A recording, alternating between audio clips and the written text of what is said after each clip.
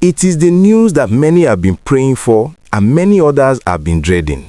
For years, we have debated whether the killers in our forests are militants, bandits, or just aggrieved herdsmen.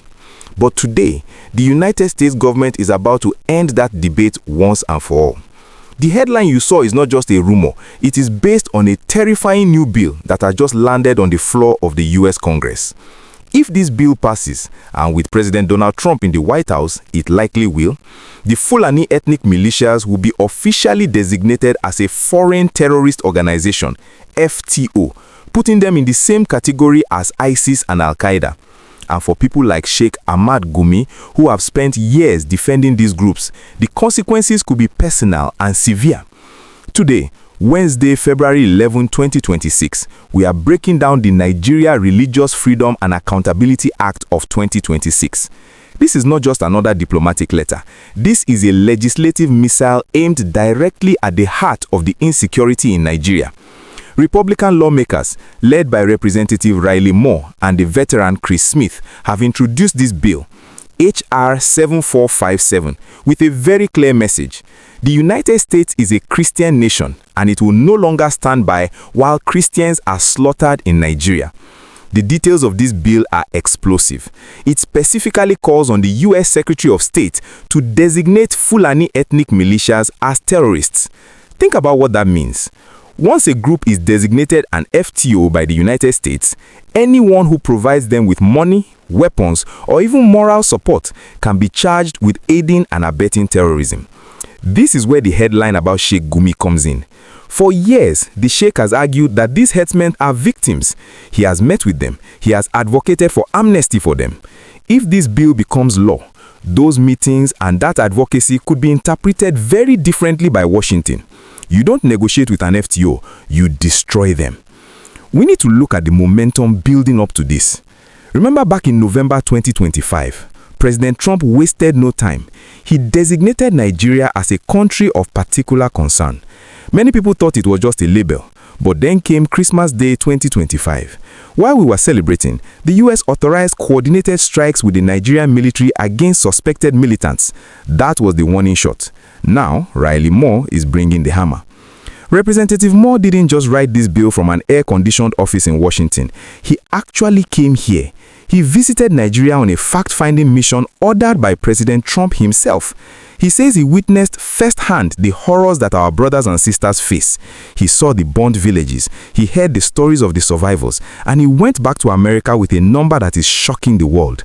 An estimated 50,000 to 125,000 Christians killed between 2009 and 2025. He is calling it a Christian genocide, and he is demanding action. I have to pause here and ask you, the viewer, because this is the biggest diplomatic shift we have seen in decades.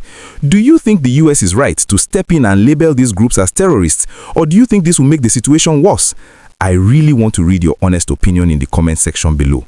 And please, if you want to keep getting the truth about these international power moves, do me a massive favor and click that like button right now. It helps us push this news to more Nigerians who need to wake up. And if you are new here, hit the subscribe button and turn on the notification bell so you don't miss the next update. Welcome back. Now, let's talk about the money.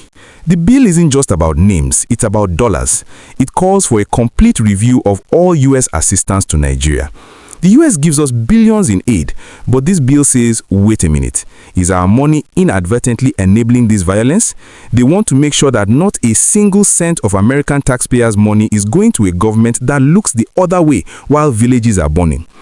There is another angle in this bill that no one is talking about yet, the China connection. The legislation also targets illegal Chinese mining operations in Nigeria. The US believes that these mining activities are funding the insecurity. They see a link between the foreigners extracting our gold and lithium in Zamfara and the bandits who are guarding those pits. By going after the herdsmen, the US is also taking a swing at Chinese influence in Africa. It's a double strike. But let's go back to the terrorist label.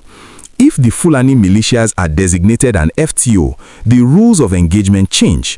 The US military can legally target them with drone strikes without asking for permission every time.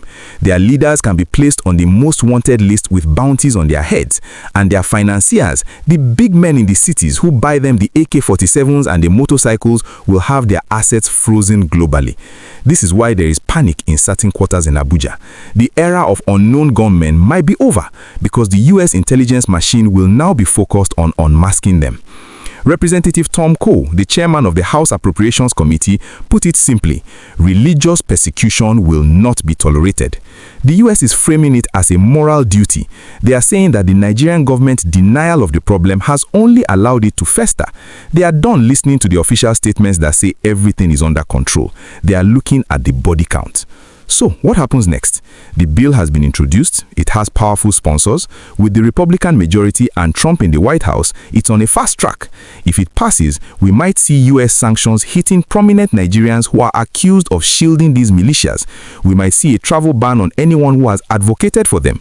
Sheikh Gumi and others who have walked the path of dialogue might find themselves walking a very lonely road if Washington decides that dialogue time is over. As we move deeper into 2026, the eyes of the world are on the Nigerian government.